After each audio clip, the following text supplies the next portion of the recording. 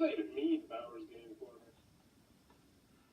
there, YouTube! I'm back again today for another game review. Today I'm excited to check out Scatz from Go Anywhere Games. This is for 2 players, ages 8 to adults. And if you're playing it by the rules of the game, you're probably going to take, anywhere from 25 to 45 minutes. And in Scatz, what you're going to be doing is you're going to be rolling these 2 D12 die, trying to get under 21, while your opponent is then going to try to score over you, but still under 21. It is a light, simple dice rolling game. It's old, but is it still good? Let's open it up, and I'll tell you what I think. Alrighty then, we're going to take a look at what you're going to get inside of Scatz. So first and foremost, we got our handy dandy rule booklet. It's really 3 pages, single-sided, no pictures, no illustrations, 2 examples down here, and even this example down here isn't as helpful as you would like it to be, because you're like, alright, and then what happens? And it doesn't tell you. This really could have been a lot better of a rule booklet if they would have used some pictures and illustrations. And I know you can make pictures. I know you can do it. You made one right there and one right there. How about you get rid of this and maybe you put some stuff down here and then you put a couple pictures in here. It's not a very well done rule booklet. It's not terrible. You'll be able to figure out the game because the game is incredibly simple, but it definitely should have been better. Shame on you, Go Anywhere Games and Icron, whatever the hell that is. So in Scatz, what you're going to be doing is you're going to try to be the first person to get to 100 points by rolling these 2 D12 dice onto this board right here. If you're the first person to do that, you will win the game. How does that work? Let's go over the components. Let's get into the gameplay. So first, we got this board. It's cardboard. I mean, it's thickish cardboard. You know, it's not terrible cardboard, but you really would probably prefer to have a board.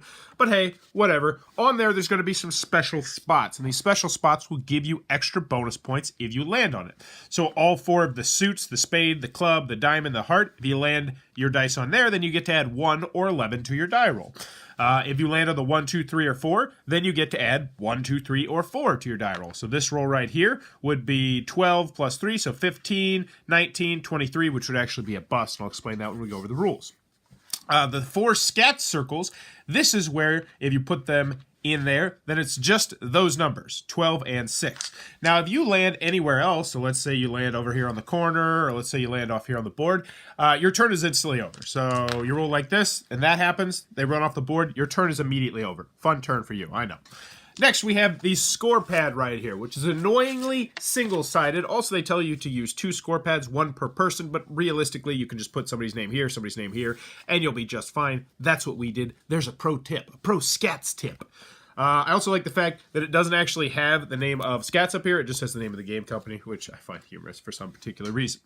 Anyway, that's where you're going to be keeping track of score. Let's show you how the game is played. So, in Scatz, what you're trying to do is you're trying to get under 21 points when you roll the dice. So someone will go first, they'll roll the dice, and unfortunately, their turn was voided right there, but they would have a 19. So now the other person's going to get a chance to go. And they roll the dice once again off the board. That's unfortunate, so let's just do it really delicate. We're just going to drop it, and still off the board. Okay, this time we're just going to drop it over here, off the board once again. I'm actually trying. All right, this time we're going to try. I'm going to do it like 3 inches off once again. Okay, so I'm just going to drop it right there. Boom! Now we can show you how a turn works. All right, so for this particular example, this is 9 plus 1, so we have 10 plus 16 plus 6, or it's 16, and then I could make it 27, or I could make it 17. But you don't want to go over 21, as I mentioned, so what would happen is you would make this a 1, so right now we have 17. Now, the rules aren't the cleanest and clearest, and I get the impression that now the other person has an opportunity to get higher than 17, to get 18, 19, 20, or 21. And if you ever get 21, then you automatically just get 21 points, which is great. So let's see, this person's going to try and roll, and I'm going to roll very delicately. Look at that, another roll. But unfortunately, they have 25. So what that would mean is this person over here would get, boom, 17, and they put 17 in the running total. Who goes next? I'm not quite sure, because once again, the rules are not very good. I think the person who rolled the 27, or whatever it is, would get to go again. They roll it up. Once again, it rolls off the board. That is one of the biggest problems we had with this game. Luckily, though, there's an easy fix for it because you can do this. It kind of defeats somewhat of the purpose.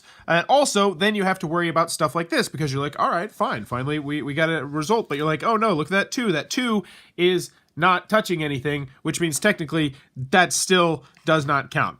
Anywho, you're going to continue to go back and forth trying to get under 21 points by rolling it probably into the box, because I doubt you would ever finish a game if you actually played it with just this on the table.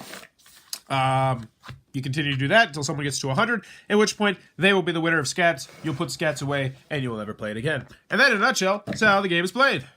Alrighty then, Scatz from Go Anywhere Games. What are my final thoughts? Let's go over the pros, let's go over the cons. First, on the pro side, I do like the use of D12 dice. You don't see too many games that are this old, that are not like role-playing games, using D12 dice. And I imagine that's probably why this game got greenlit. That is pretty neat, seeing the two D12 dice. And the D12 dice are very nice quality dice. I mean, they're perfectly serviceable dice. Also, once you know how to play, it's a very easy game to teach other people. This is a simple game, which is always a good thing. Also, on the pro side, the box is on the smallish side, which is always good. You know, it's going to be compact, portable, so that is great. Once you put the board into the box, it gets infinitely more easy to not roll off the board, because if you roll off the board, then you're just kind of a moron. Plenty of score pads. I mean, I wish they were double-sided, but once you start using that life hack, super cool life hack I taught you, to use one score pad instead of two score pads like they tell you, it gets a lot easier. Another super cool life hack is they constantly tell you about how you should scratch off people's numbers. Like if someone gets a 15 and then you get a 16, you're supposed to just scratch off somebody else's 15, but it's like, hey, I got a crazy idea for you. Just don't write 15. Just don't write scores until somebody scores. I mean, how hard is it to remember that player A had 15, player A had 17, player A had 18, and then player B busted? Okay, so player A gets 18 points. It's not hard. Save yourself some paper. Save the earth.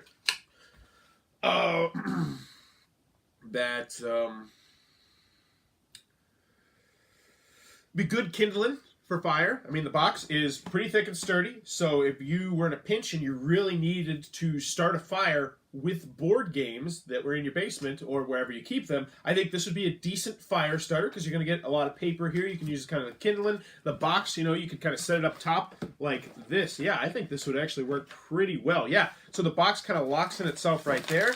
You crumple all of this up, put it underneath, and looky there. We are cooking right now. And right there, life-saving situation. We have started ourselves a fire. We will not freeze to death. So, boom, what more could you ask for from Scatz?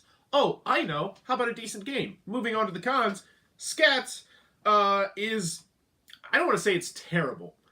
You know what? I do want to say it's terrible. If I have to house rule your game to make it playable, that makes you terrible. So, Scatz, you are terrible. So let's start. And I'm just going to go by the base rules of the game. Not with the super cool life hacks I taught you, but by the base rules of the game. And you saw it. I mean, you saw it in that middle part. It is so stinking difficult to roll the dice onto this thing without them rolling off, because D12 dice are notoriously rolling. You know, it's just their shape. They're kind of circular. That's their thing. So trying to roll them on this tiny board is way more difficult than they want it to be. Now, I imagine that might have been the design of the game, but still, I have a hard time believing that, because it's stupidly hard. I first sat down and played this with a kid, and I kid you not, that kid, who was 9 years old, they screwed up their first 9 turns. Turn after turn after turn after turn after turn after turn after turn. You know how I knew that? Because I started off playing the rules the right way, where you just put a dash through somebody's turn when they screw up.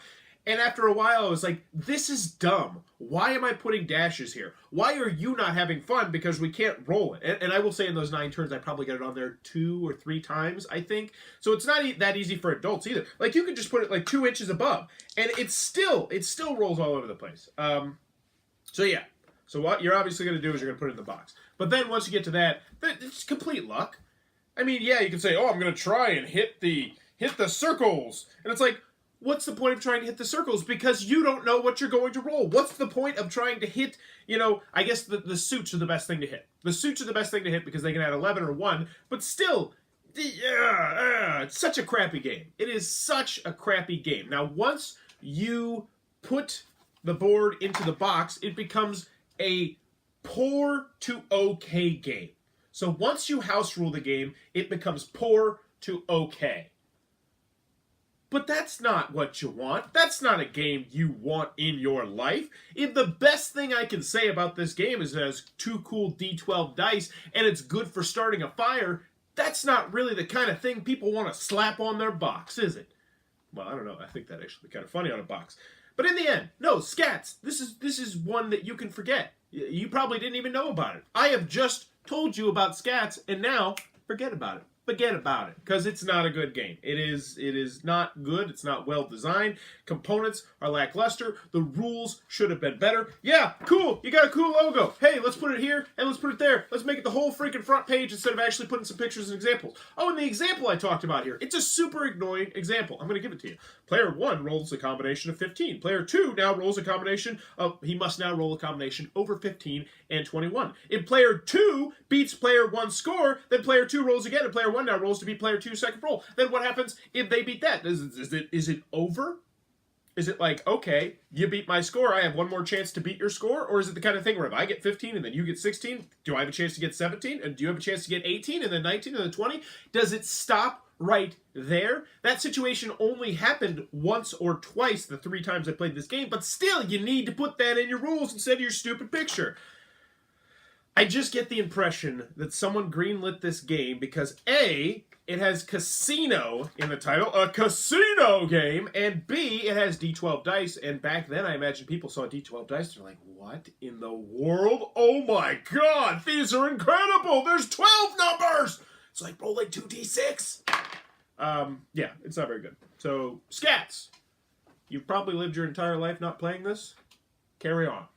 If you enjoyed this review, please be sure to click on that subscribe button down below and in the comments below. Let me know, what is the stupidest name for a game that you have ever seen? I'm actually looking at one right now from Ludo Nate called Shiteno. Shiteno.